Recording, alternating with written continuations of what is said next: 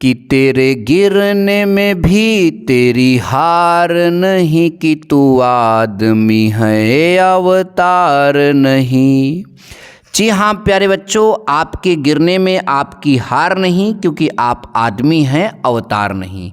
इसलिए यदि आप मेहनत करने के बाद भी आप थोड़े से निराश हैं तो इसमें आपको निराश होने की कोई आवश्यकता नहीं।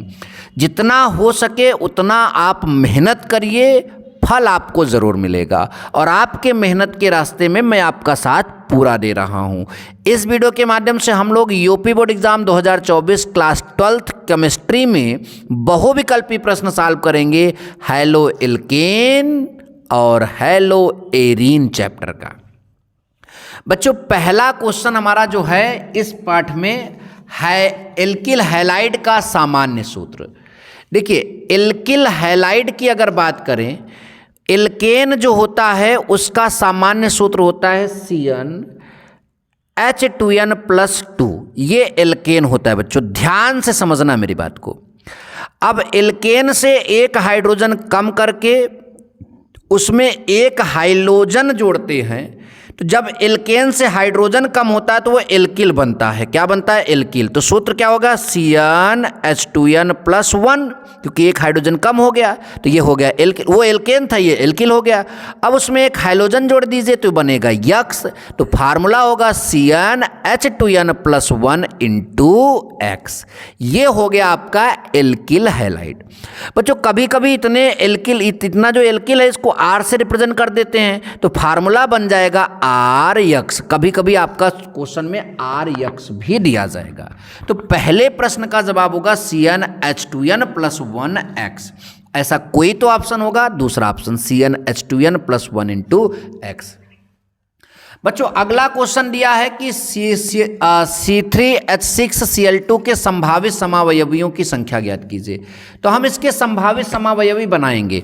हमारा सूत्र क्या था? C3H6Cl2। तो हम इसका संरचना बनाने की कोशिश करते हैं। 1 2 3, 3 कार्बन का बना दिए, 6 हाइड्रोजन लगाएंगे। 1 यहाँ पर हो जाएगा 3 और यहाँ पर आपका जो हो जाएगा 1 ये, और यहाँ पर ये हो जाएगा 3 2 कितना हो जाएगा 5 और ये 6। यहाँ क्लोरीन लगा देते हैं, यहाँ क्लोरीन लगा देते हैं। ठीक, तो एक तो इसकी संरचना ये हो गई बच्चों, यहाँ पर कोई दिक्कत नहीं। ठीक, ध्यान दीजिए, एक ये हो गई। एक संरचना हम ऐसे बनाते हैं CH3 CH2 और यहाँ पर CH और दोनों क्लोरीन यहाँ पर लगा देते हैं। तो दूसरी संरचना ये हो गई।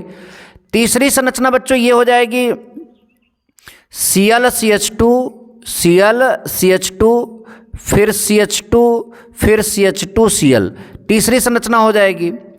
और अगली संरचना जो हो जाएगी आपकी ये CH3 C, यहाँ पर दोनों क्लोरीन जोड़ देंगे Cl2 और CH3। 4 तरह से ज़्यादा संरचना इसमें नहीं बन रही है, और अगर 4 तरह से ज़्यादा संरचना नहीं बन रही है तो इसके संभावित समावयवियों की संख्या कितनी होगी? 4।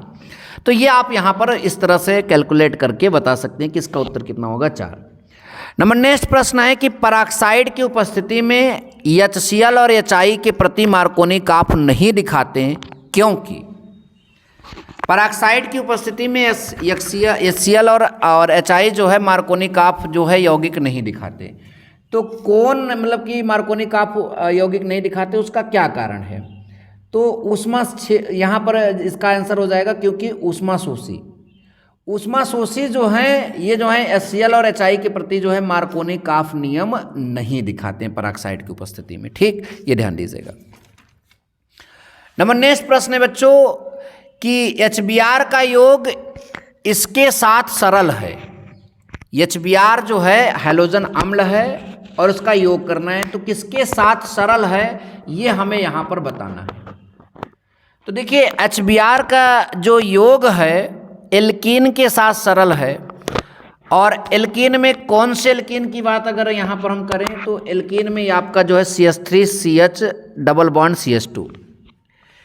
इस एल्कीन के साथ जो है HBr का योग जो है सरल है, क्योंकि एक असम्मित एल्कीन है और इसलिए जो है इसमें जो है HBr का योग सरल है।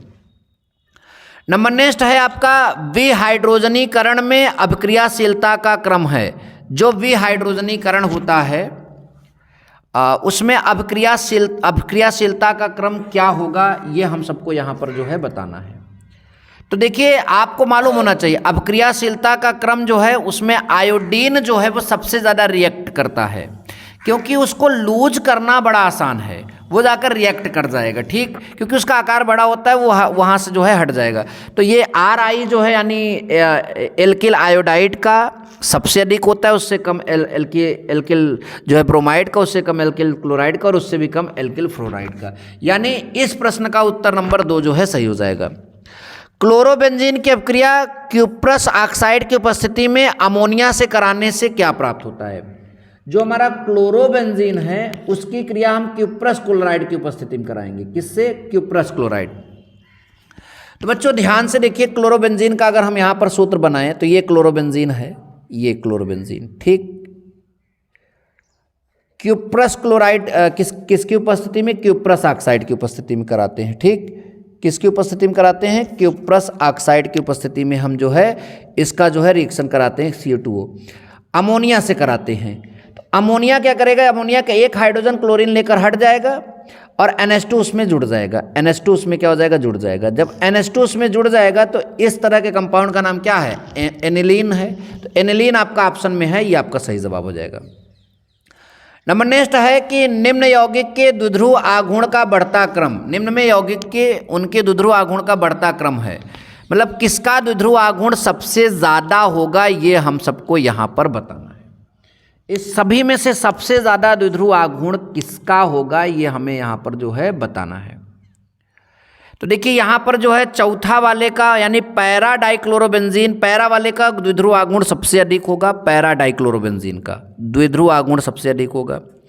फिर उसमें के बाद जो है टालुइन का आएगा, मतलब पहला नंबर जो है, सॉरी यहाँ पैरा डाइक्लोरोबेंजीन का सबसे कम होगा, उससे ज़्यादा जो है आयोडीन का होगा, मतलब सॉरी ये जो टालुइन है इसका होगा, फिर उससे ज़्यादा जो है दूसरा यानी मेटा डाइक्लोरोबेंजीन का होगा, और उसके बाद जो है आर्थो, यानी आर्थो पोजीशन पर जो द्विध्रुव आघूर्ण है वो सबसे ज़्यादा होता है, मेटा पोजीशन पर उससे कम होता है, और पैरा पोजीशन पर सबसे कम होता है। और टालुइन जो है उसमें CH3 है, तो क्लोरो का तो कोई नाम ही नहीं है, तो उसका जो है जो पैरा डाइक्लोरोबेंजीन है उससे अधिक होता है। तो ये आपका ऑप्शन नंबर दूसरा जो है इस प्रश्न में क्या बन जाएगा? सही जवाब।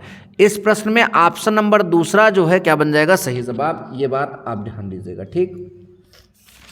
नंबर नेक्स्ट आपका है कि पैरा क्लोरो टालुइन की द्रव अमोनिया से KNH2 के साथ क्रिया करने के कारण मुख्य उत्पाद बनेगा। तो पैरा आपका क्लोरोटालुइन की द्रव अमोनिया से KNH2 के साथ जो है अपक्रिया करने पर मुख्य उत्पाद के रूप में हमें क्या मिलेगा? तो मुख्य उत्पाद के रूप में मेटाटालुइन मिल जाएगा। क्या मिल जाएगा? मेटाटालुइन मिल जाएगा, ध्यान दीजिएगा। नंबर नेक्स्ट है कि 1-क्लोरोब्यूटेनॉल और एल्कोहली पोटास में अपक्रिया करके देता है। एल्कोहली पोटास की जब बात करेगा, ये बात ध्यान दीजिएगा, ये सबसे ज़्यादा इंपॉर्टेंट क्वेश्चन है। जब एल्कोहली पोटास की बात की जाती है तो इसमें बी हाइड्रोजनीकरण अपक्रिया होता है, यानी यहाँ पर जो रिएक्शन होगा वो रिएक्शन होता है आपका विलोपन अपक्रिया वाला। कौन सा अपक्रिया होता है? विलोपन अपक्रिया वाला। यहाँ हमारे पास जो कंपाउंड है वो कौन सा है? 1-क्लोरोब्यूटेन, यानी CH3 CH2 CH2 CH2Cl, और इसकी क्रिया किससे कराएंगे? एल्कोहली पोटास, यानी एल्कोहली KOH के साथ जो है इसकी क्या कराते हैं हम लोग? क्रिया कराते हैं। एल्कोहली KOH के साथ जब हम इसकी क्या कराते हैं? क्रिया कराते हैं। तो ध्यान से देखिए, तो यहाँ पर जो है जब एल्कोहली पोटास के साथ जो हम क्रिया कराते हैं तो इसमें 1 ब्यूटीन और 2 ब्यूटीन का जो है मिश्रण मिलता है, और सेठ जैप रूल ये बोलता है कि जो 2 ब्यूटीन है, इस 2 ब्यूटीन जो है यहाँ पर मुख्य उत्पाद के रूप में हमारा प्राप्त होगा। तो यहाँ पर सही जवाब हो जाएगा 2 ब्यूटीन, ठीक। क्लोरोपिक्रिन है, क्लोरोपिक्रिन जो है इसमें से है, ये आपका कई तो यहाँ पर ऑप्शन है जिसमें क्लोरोपिक्रिन का सिर्फ और सिर्फ हमको क्या बताना है? सूत्र बताना है। तो CCl3NO2 जो है, CCl3NO2 ये आपका जो है ट्राइक्लोरो एसिटल्डिहाइड नाइट्रो में जो है ये आपका क्या बोला जाएगा? क्लोरोपिक्रिन, इसी को बोलते हैं हम क्लोरोपिक्रिन, ठीक। नेक्स्ट नंबर है हमारा बेंजीन के क्लोरीनीकरण करने में बेंजीन का क्लोरीनीकरण करते हैं तो क्रियाशील अवयव है। जो बेंजीन का क्लोरीनीकरण जब करेंगे तो उसमें कौन सा ऐसा अवयव है जो क्रियाशील माना जाएगा, तो Cl+ जो है क्रियाशील अवयव माना जाएगा। नंबर नेक्स्ट है कि ये वाली अपक्रिया क्या कहलाती है, तो ये आपकी हुंस-डिकार अपक्रिया कहलाती है, आप सभी को मालूम होना चाहिए। ये सब क्रिया का नाम क्या है, हुंस-डिकार अपक्रिया या हुंस-डिकर अपक्रिया। जब भी सिल्वर जो है लवण की क्रिया जो होती है Br2 के साथ, तो वो अपक्रिया आपकी हुंस-डिकर अपक्रिया कहलाती है या हुंस-डिकार अपक्रिया कहलाती है। तो आई होप कि आपको ये वीडियो पसंद आए। वीडियो पसंद आए तो लाइक और शेयर जरूर करिए। मिलेंगे नेक्स्ट वीडियो में। Thank you so much. जय हिंद, वंदे मातरम।